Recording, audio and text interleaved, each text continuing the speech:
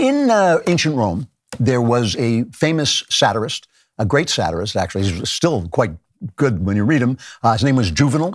I sometimes feel that my satire kind of models itself on Juvenal. I'm an outlaw juvenile, you might say a juvenile delinquent.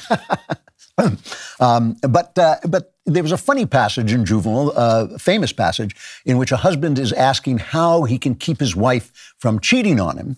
And somebody says to him, just lock her up and surround her with guards. And the husband says, yes, but who will guard the guardians? Who will keep the guards from sleeping with his wife while they're guarding her?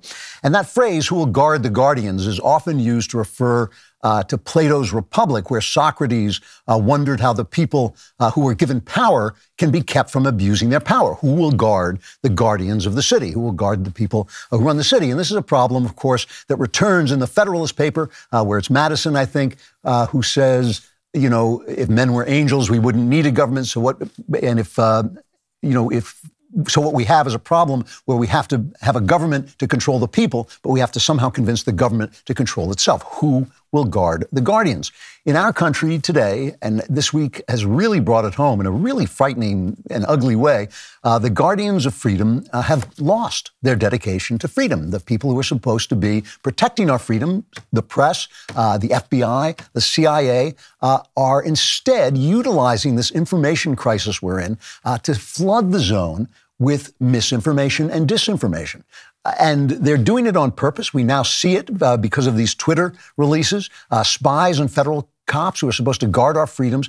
What they're doing is they're using the information crisis that I talk about all the time is not about too little information. It's about so much information that we can't tell which is right and which isn't. And the fact that at the same time that's happening, it threatens the powers that be, so that what they're doing is they're using their power, the press and the federal police department, the FBI, in other words, and the CIA, they're using it to sort of flood more information so it becomes impossible to tell what is right and what is wrong. And that is what the story about the Twitter release is about. I'm hearing a little bit of this. I'm just hearing the beginning of people talking about it, but mostly people are talking about the news that's coming out because Elon Musk is having Barry Weiss and Matt Taibbi independent journalists release these Twitter emails that show what was going on during the election and other times to suppress mostly right-wing talk. Yesterday, I think it was last night, Barry Weiss released a new batch of internal Twitter emails, and they show that Twitter higher-ups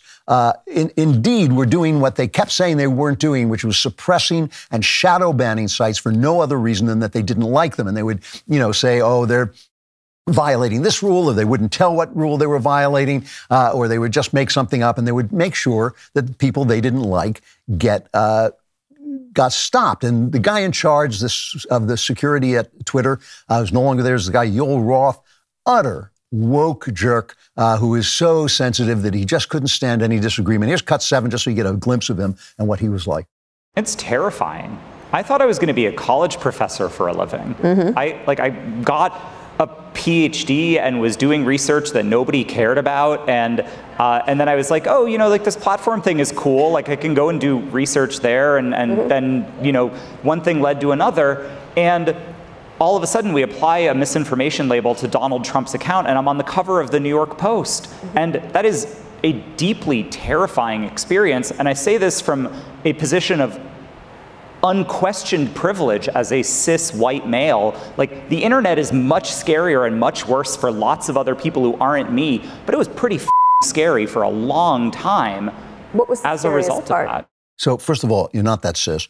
And second of all, he's so terrified. He's so terrified of all those Trump people who actually never killed anybody. But he's so terrified that he has to shut them down and label them misinformation.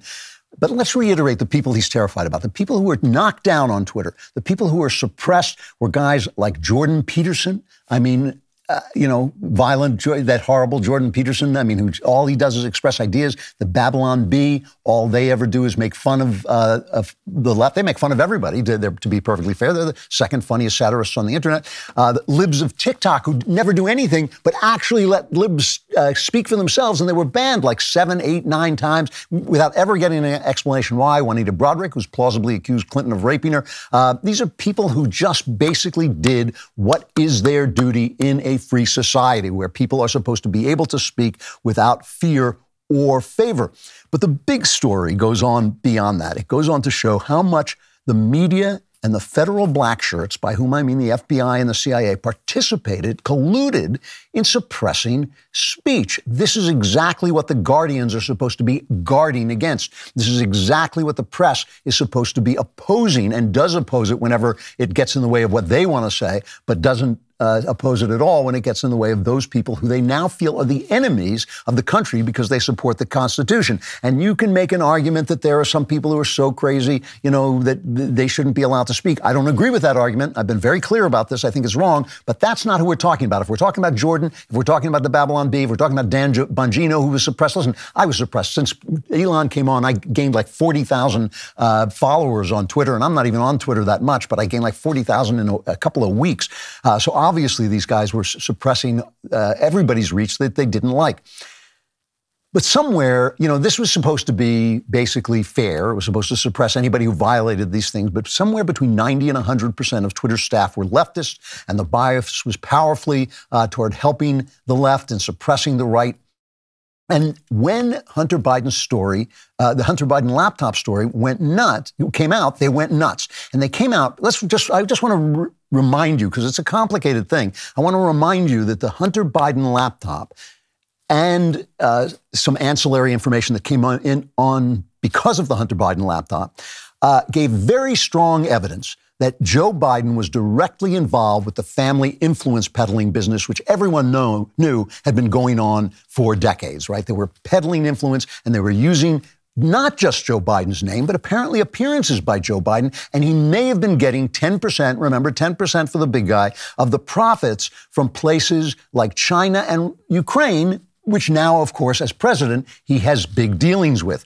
So we know from sworn testimony by several people that the FBI pre-bunked the Hunter laptop release before it came out. They went to Facebook, they went to Twitter, and they said, and doubtless other social media sites, and they said, watch out, the Russians are planning to to release some Hunter Biden misinformation in order to poison the election against Biden. And these are the same people who had been claiming that the Russians had colluded to help Donald Trump. They'd colluded with Donald Trump to help him, which turned out to be entirely a hoax. And not only was it entirely a hoax, they knew it was. The FBI knew it was, even as they were investigating it, even as they were getting warrants to spy on Americans. They knew that this information was false, or at least not reliable. So now they go out and say, oh, and by the way, there's bad Russian information coming out, Russian misinformation coming out to skew the election that attacks Hunter Biden, and it's going to seem like, it shows Hunter Biden is doing bad things, but don't believe it. So the minute the Post story broke, what turned out to be, and the New York Post broke this story, which turned out to be a totally true story. The minute the story broke, they banned it. They shut it down. They threw the New York Post off. They shut down Kayleigh McEnany, Trump's spokeswoman. And when it turned out that there was no proof that the stuff was hacked, they didn't do anything. They didn't change it. Over 50 former top-rung intelligence officers, including lying dirtbag John Brennan, Obama's former CIA chief, right? They came out and said, this is Russian. As our expertise, we are top CIA operatives. We are top intelligence operatives, and our expertise tells us that this is Russian disinformation. All the while they knew.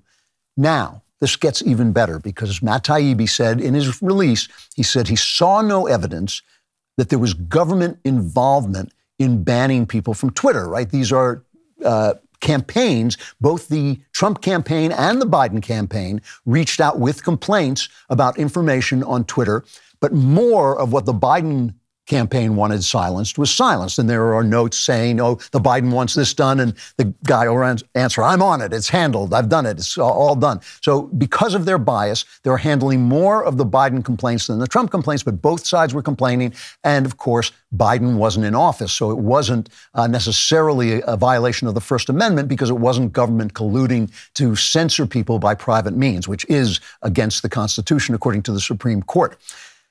However, the information in these emails that Taibbi was releasing was looked over by James Baker, Twitter's deputy general counsel. He's no longer Twitter's deputy general counsel because after this incident, Elon fired him. But James Baker was the guy who was vetting the emails before they went to Matt Taibbi. Who's James Baker? Baker was the FBI's general counsel when Clinton lawyer Michael Sussman wanted to plant absurd stories about secret contacts between the Kremlin's Alpha Bank and Donald Trump. They went to James Baker, and Baker took it to the FBI because he was the FBI's general counsel and he was friends with Clinton's lawyer. He was a perfect conduit. He called this in to Baker. He rushed to the FBI director and told him about it. And we also know Baker has testified himself to this behind closed doors, that he was involved in telling lies to the Pfizer court so the FBI could use the Steele dossier, which they knew was false, to get permission to surveil Trump campaign aide Carter Page, right? So I know it's complicated, but all I'm saying is the same guy who was cheating behind the scenes to make it look like Donald Trump had colluded with the Russians is now vetting the very emails that Elon Musk is having released. And Musk says he may have deleted some of them. He think he did delete them. He called him in, Elon Musk called Baker in and questioned him about this, and he said his response was not believable, basically. So this whole story, I remember this whole story, the whole Russian collusion story was pushed by Obama's CIA director, John Brennan, who's still pushing disinformation on TV, and Obama knew about it the whole time.